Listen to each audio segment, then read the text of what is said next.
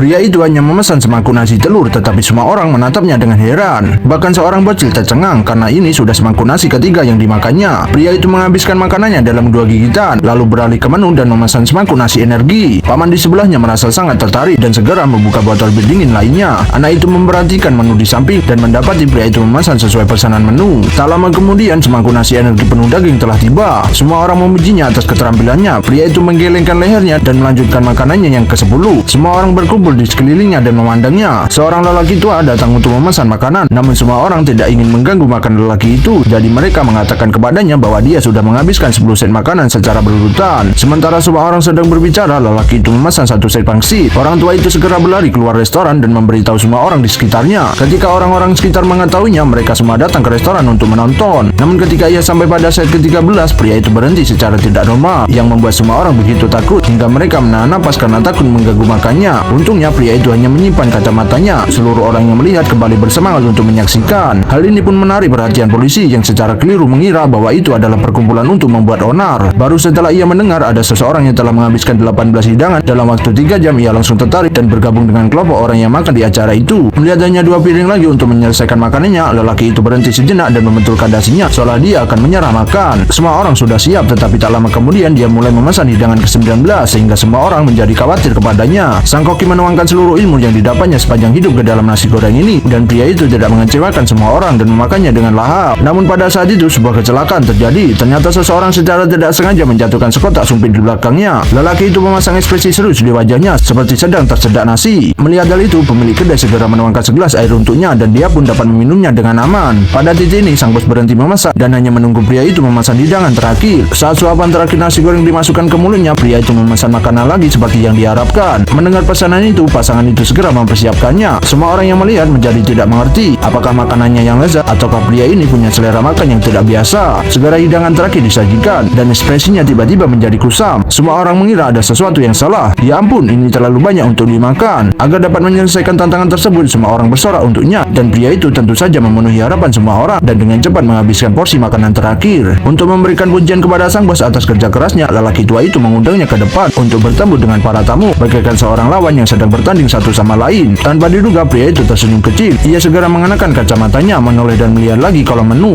Apakah pria ini akan mampu untuk memakan hidangan berikutnya? Tonton terus alur ceritanya.